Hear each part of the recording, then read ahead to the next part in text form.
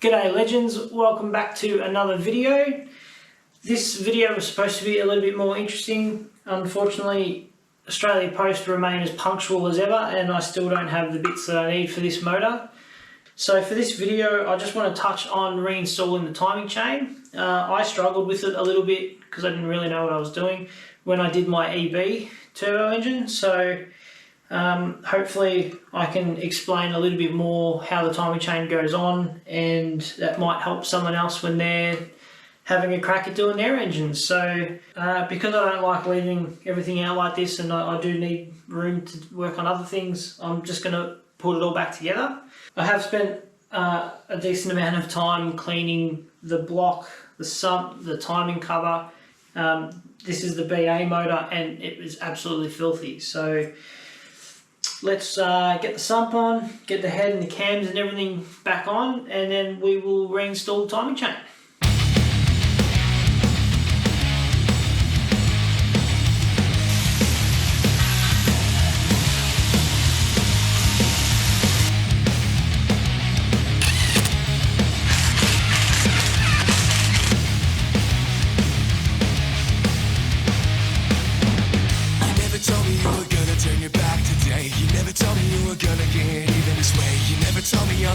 You are feeling inside. You never told me you just look me in the eyes and lied. I can hear the comment section screaming right now.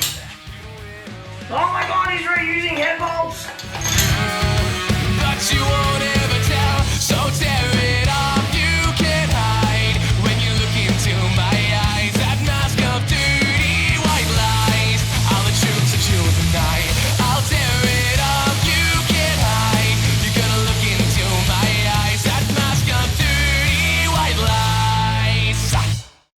Okay, so the engine's now ready to put the timing chain on. Now, I'll just explain how, so you know where the markers are to set it up for top dead center. The crankshaft tone wheel here has a timing marker on the bottom facing down, and the two camshafts have a dot and they just need to be at 12 o'clock. So 12 o'clock on the two camshafts and 6 o'clock on the crank means your engine is at top dead center.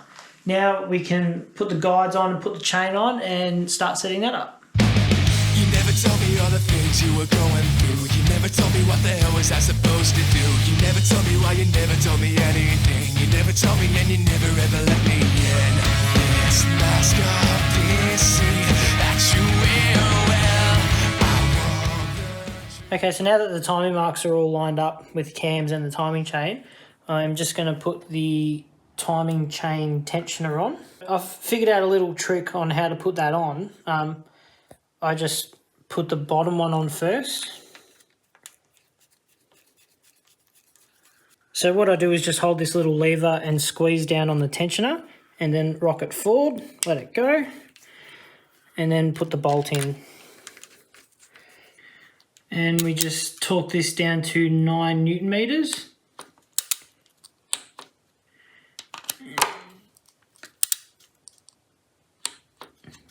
And then with a screwdriver, we're just going to add a couple of clicks of tension.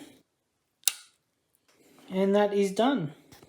Okay, so on the timing chain, there are coloured links that line up with the marks on the crank and the camshafts. So on the bottom of the crank here at the 6 o'clock marker, we have a yellow chain link. And then just above that on the tone wheel, you'll see a little slot that lines up with the orange link. And then up the top on the camshafts here, we have the two dots at 12 o'clock that also line up with the yellow chain links. Now that's pretty much all you have to do to set it up. That's your initial timing. The engine's, it's good to go. Now the first time I did this, I didn't believe that. So I turned the engine over a couple of times, make sure it was all good. And then the links never lined up again and started to question if I had stuffed something up. But that's just how the engine works. It takes a certain amount of revolutions for those marks to line up again. But I've got my breaker bar here and I'm feeling strong. So let's turn it over and see how many turns it takes for these lines to meet up again.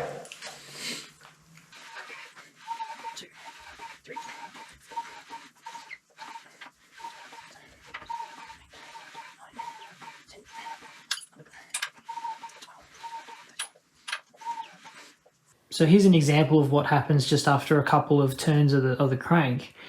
The coloured link on the timing chain is now a tooth out.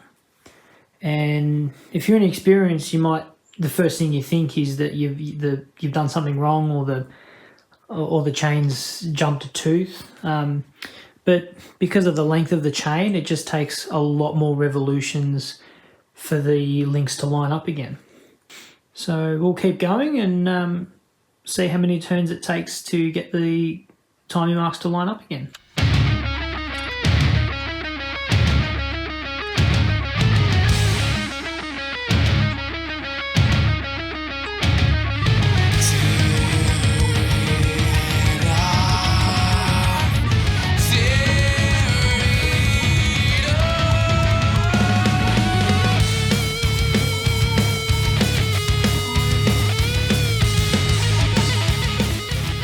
Forty-seven. 147 revolutions until they lined up. Geez, 147 revolutions to get this to line up again. My arms are killing me. So it is a good idea to double check. While the engine's out and everything's off, it's much easier to just spend an extra few minutes and double checking. I'm not terribly confident in my abilities, so spending a few more minutes double checking saves me a lot of trouble later. So I'm happy how this is going, so we'll continue putting everything back on this engine. So tear it off, you can't hide when you look into my eyes. That mask of dirty white lies, tell the truth that you'll deny. I'll tear it off, you can't hide. You're gonna look into my eyes. That mask of dirty white lies. Alright my dudes, that's going to wrap it up for today's video. Engine's all nipped up, everything's back together for now. Don't worry, the head bolts weren't torqued or done up tight with the ugga dugga. It's just nipped up for now because I didn't want to leave everything out. That's how things get lost and whatever, so I just want to make sure it's all here ready to go for its projects. I hope me explaining how the timing chain works on this engine helps you when it's time to do yours. It can be very daunting at first, but as you saw, once you figure it out, it actually ends up being quite easy. So big thanks to everyone who's been liking and commenting on my videos. If you haven't already, make sure you hit the subscribe button so you don't miss out on any future videos. Thanks guys, I'll see you next time.